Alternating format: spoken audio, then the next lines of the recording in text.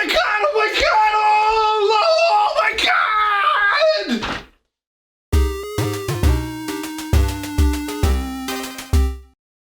Greetings, owners of fine luxury cardboard rectangles. Oh, the hype train has departed from Historian Station, or maybe it's pulled in. I don't know. I don't know which way I'm coming or going. Either way, I am super stoked about this set right now. I have no idea if that hype will be maintained once we get the full expansive details, but for now, what I know has me genuinely intrigued. So what happened today was at the SDCCC, too many C's, all right? See your way out of here with all those C's.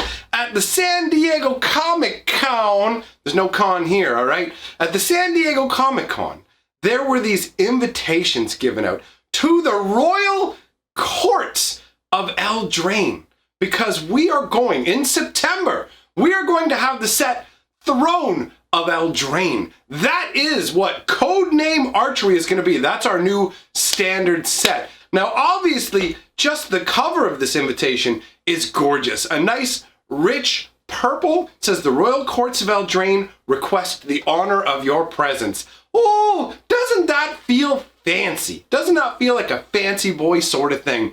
And when you look at the artwork, it looks like an amalgamation of almost like a bouquet of flowers with a crown as the top of it and a blade coming down through it. So it's like the court of flowers or something. I don't know. But when you open this up, oh my God, when you open it up, it gets so much more exciting. You look inside and what do you see?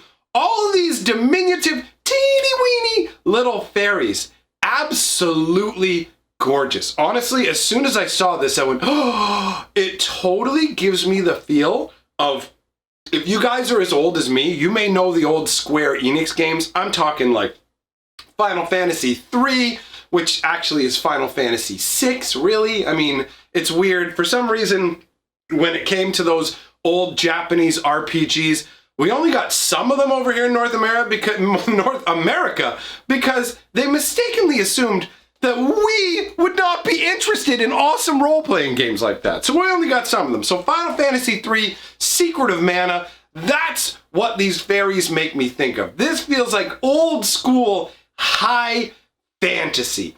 And when you take a closer look, you can see how teeny weeny little fairies are. The one has a little button as a shield. I love the details. One has a little button as a shield. You can see there's like thread wound through the holes to make for a hand guard. Little details like that. The spear that's held in the air, it actually looks like a pen nib, like the tip of a pen. You have another fairy flying in the background with like kind of like a little like half of a key almost. And actually on the side, you can see one of them is definitely equipped with a key.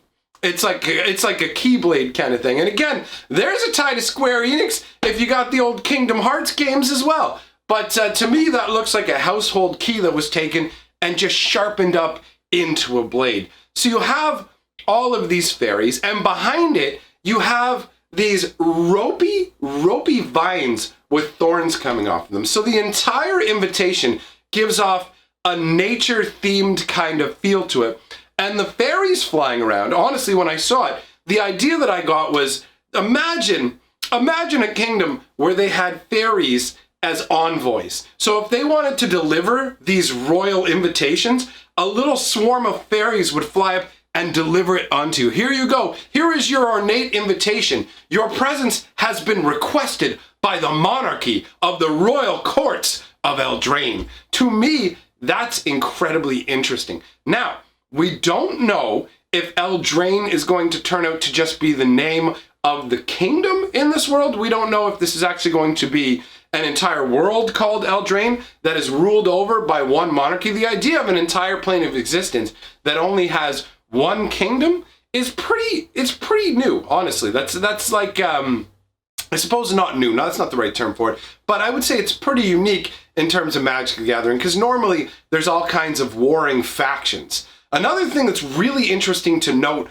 about this particular document that we've been given is there's not a hint of any kind of planeswalkers, right? We don't have any, oh, here's Chandra peeking over in her goggles or any of that kind of stuff. Now, do I think that we're not going to get any planeswalkers? I highly doubt it. I highly doubt that there will be no planeswalkers in this set. I think, personally, I think it would be very cool if they went ahead and said, you know what? We went crazy with planeswalkers in War of the Spark. So why don't we actually have a set where there are no planeswalkers or just one planeswalker who is from this plane? This is actually their home plane. Now, while I expect there to be planeswalkers, what I don't expect to see there, and what actually makes me pretty excited, is I do not expect that we'll be following the Gatewatch. I could be wrong about this. I'll explain to you why I don't think the Gatewatch is going to be involved with this particular set. And I pray that they're not, because I'm tired of following the Gatewatch. I like variety. I like new stories, not just follow these guys to this plane, follow these guys to this plane. But anyhow, for those of you who weren't aware, there is actually a second War of the Spark novel. There is a sequel to that novel, and unfortunately, it is written by the same individual. So I imagine that it's going to be just as much of a dumpster fire as the first book was. So I don't have hopes for that. But the important thing to take away from this is that in that second book, the story is supposed to be about how Liliana has actually fled from the rest of the Gatewatch. Apparently the Gatewatch want to bring Liliana to task for her role in aiding Bolas and all of that. So Liliana has actually run off to her home plane of Dominaria, and the Gatewatch are out hunting her. Now, granted, this could mean that their search takes them to other places, and we could theoretically see them in the Throne of Eldraine set, but I'm genuinely hoping that we're going to take a break from all that. We had a long arc where we had to keep following the Gatewatch. Taking a break from that, some time apart, will actually make it easier to love the characters from the Gatewatch going forwards, because we don't need to have the same characters shoved down our throat. And I'm sorry, but changing one member of the Gatewatch here or there doesn't make that much of a difference. So returning to the artwork that we're talking about here, you have a court that's presumably served by a bunch of fairies. People have looked at this and go, oh my god, are we returning to Lorwyn? No, we are not returning to Lorwyn. This is a brand new set. There is some weird fan fiction circulating around that's talking about Urza and Xantcha and trying to make it seem like they went to Lorwyn, and it even mentions Eldraine, but to me it looks like something that somebody just cooked up today. Just, here you go, you know what people are talking about Eldraine? We'll put that out there, because it's not from any of the official books. None of this stuff was in Magic's history way back with Urza and stuff. So if you see that, I don't give it any credit. It seems to me like just manufactured nonsense. Now, so many people were talking about this fairy concept. Are we going to go back to Lorwyn? No, but it's understandable why people would think of Lorwyn, because Lorwyn had Una, Queen of the Fae, and her fairy court, right? And she was essentially the mastermind behind what was going on Lorwyn. She was almost kind of like a pseudo ruler in a way, but behind the scenes, right? Not a outright, very obvious sort of monarchy, royal courts of Eldraine. So I don't expect to see Una or anything Una-ish in the set. On top of that, so many people talked about this being like, oh, this is going to be fairy heavy and all that, that Mark Rosewater actually came out and specifically stated, like, this is just one image. Those of you who are getting all super hyped up about the idea of a really fairy heavy world, that's not what's going on. For me, I'm jacked because it looks like super high fantasy. I absolutely love it. I love every aspect of this. I love the colors of it. I love all the little fairies with their delicate wings and their crazy little boots that go into fine points. Honestly, this looks fantastic. The pre-release is at the end of September. That's when we're gonna get to actually have the cards in our hands. But we don't have to wait too long to get more details about the set, because on Saturday there is going to be a panel at the SDCC, and that's where Rosewater is going to drop more details about the set on us. So again, scrap the idea of this is going to be like a fairy heavy set. It looks to me like it's going to be nice, traditional, high fantasy, which is a lot of fun for me. For me, I don't like the planes like Kaladesh, the technical worlds with the beep, beep, I got a car and a helicopter and jetpacks, and it's like, that doesn't feel like Magic the Gathering to me, man. Magic the Gathering has had fairies all the way since the beginning. You had your Scrib sprites in the original set. You had Argothian pixies and Antiquities.